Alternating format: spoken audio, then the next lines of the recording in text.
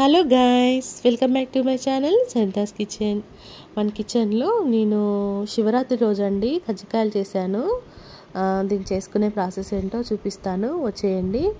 First నేను కడాయి తీసుకున్నానండి. దీంట్లో కావాల్సిన పదార్థాలు, చేసుకునే విధానం ఏంటో ఒక్కొక్కటిగా చూపిస్తాను, వచ్చేయండి. నేను పుచ్చపప్పు, జీడిపప్పు, అలాగే బాదము, అలాగే కొబ్బరి పొడి అండి, ఎండు కొబ్బరి పొడి, అలాగే పల్లీలు, సూజీ రవ్వ, షుగరు, వీటన్నిటిని ఒక్కొక్కటిగా నేను యాడ్ చేసుకుంటూ మీకు చేసుకునే విధానం ఏంటో చూపిస్తాను, వచ్చేయండి. నేను ముందుగా కడాయి పెట్టుకొని పల్లీలని స్లో ఫ్లేమ్లో ఫ్రై చేసుకున్నానండి.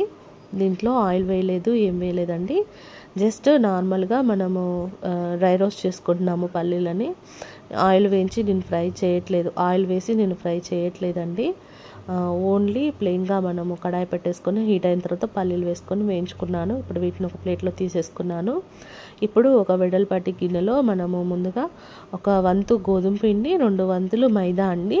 అంటే ఒక కప్పు గోధుమ పిండి అయితే 2 కప్స్ మైదా వేసుకున్నాను. ఇందులోనే 1 కప్పు సూజీ రవ్వ అండి, అంటే బొంబాయి రవ్వ యాడ్ చేసేసుకుంటున్నాను పిండి కలుపుకోవడానికి.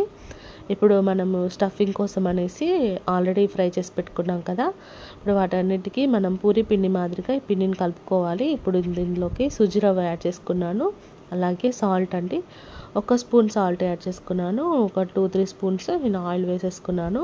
ఇప్పుడు దీన్ని కలుపుకునే విధానం నేను మళ్ళీ చూపిస్తాను. ఇప్పుడు అదే కడాయిలో మనం ఇందాక పల్లీలు ఫ్రై చేసి పెట్టేసుకున్నాం కదా, అదే కడాయిలో 2-3 స్పూన్స్ నెయ్యి వేసుకున్నాను.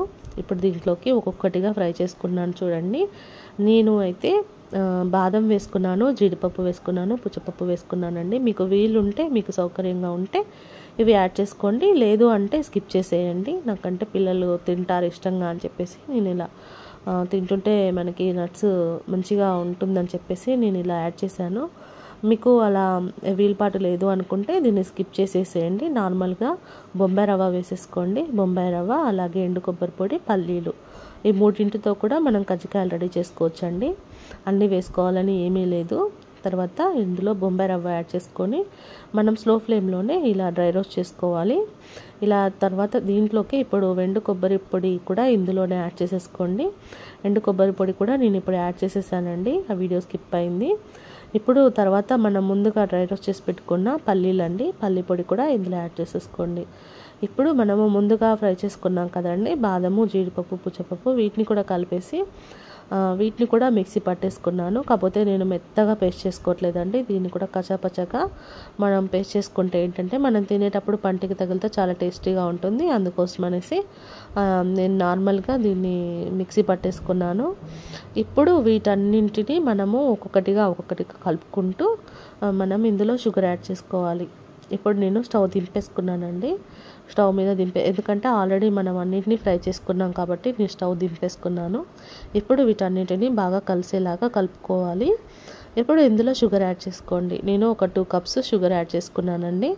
వీటన్నింటికి అంటే అందాజు మీకు ఎంత క్వాంటిటీ ఉంటుందో ఆ క్వాంటిటీని బట్టి యాడ్ చేసుకోండి. నేనైతే ఇప్పుడు వీటన్నింటికి ఒక 2 కప్స్ షుగర్ నాకు సరిపోయిందండి కరెక్ట్గా, అందుకనేసి నేను 2 కప్స్ షుగర్ యాడ్ చేసుకున్నాను. కొంతమంది పొడి చేసి వేసుకుంటారండి, నేనైతే పొడి చేయలేదు, ఇలాగే డైరెక్ట్గా వేసేసుకున్నాను. కొంతమంది ఏంటంటే మెత్తగా పొడి చేసి అదే మిక్సీలో మెత్తగా పొడి చేసి వేసుకుంటే ఇంకా తొందరగా మిక్స్డ్ అవుతుందని అలా కూడా వేసుకుంటారు, అది కూడా బాగానే ఉంటుంది. కాకపోతే నేను నార్మల్గా షుగర్ యాడ్ చేసేసుకున్నాను. ఇప్పుడు ఇందులో 2 స్పూన్స్ విలాచి పొడి అండి, 2 స్పూన్స్ విలాచి పొడి యాడ్ చేసుకున్నాను. ఇప్పుడు వీటన్నింటినీ బాగా కలిసేలాగా కలుపుకోవాలి. ఇప్పుడు నెక్స్ట్ మనం పిండి కలుపుకుందామండి. దాన్ని చేసుకునే ప్రాసెస్ కూడా చూపిస్తాను, చూసేయండి. నా ఛానల్ని ఫస్ట్ టైం కనుక చూస్తుంటే కనుక ప్లీజ్ సబ్స్క్రైబ్ చేసుకోండి, లైక్ చేయండి, షేర్ చేయండి, కామెంట్ చేయండి. ఈ రెసిపీని మీ ఇంట్లో మీరు తప్పకుండా ట్రై చేసి మీకు ఎలా వచ్చిందో, మీ టేస్ట్ మీకు ఎలా అనిపించిందో మీ కామెంట్ రూపంలో నాకు కామెంట్ చేయండి, తప్పకుండా మర్చిపోకండి. ఇప్పుడు పిండి కలుపుకునే విధానం చూపిస్తాను, చూసేయండి. ఇప్పుడు పిండిని మనం కొంచెంగా వాటర్ వేసుకుంటూ మనము పూరి పిండి మాదిరిగా కలుపుకోవాలండి. దీన్ని కలుపుకునే విధానం చూపిస్తాను, చూడండి. మనం ఇప్పుడు అన్నిటినీ ఫస్ట్ మనము ఇందులో 2 కప్స్ గోధుమ పిండి, 3 కప్స్ మైదా పిండి, 1 కప్పు బొంబాయి రవ్వ, అలాగే 1 స్పూన్ సాల్ట్, అలాగే ఆయిల్ వేసుకున్నాము. ఫస్ట్ కొన్ని వాటర్ వేసుకుంటూ మనం పూరి పిండి మాదిరిగా కలుపుకోవాలి. దీన్ని ఒక హాఫ్ అన్ అవర్ పక్కకు పెట్టేసుకోవాలండి. పిండిని కలిపి ఒక హాఫ్ అన్ అవర్ పక్కకు పెట్టేసుకుంటే ఇలా మనకి మెత్తగా చక్కగా నానిపోతుంది.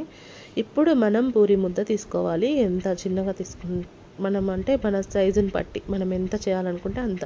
నేనైతే పూరికి ఎంత తీసుకున్నామో అంత తీసుకొని చిన్న ఉండలు చేసుకొని ఇప్పుడు వీటిని మనం ఇలా ఒత్తేసుకోవాలి, ఇలా రుద్దుకోవాలి. నేనైతే ఆయిల్ పెట్టి రుద్దానండి, నేను పిండి వేయలేదు.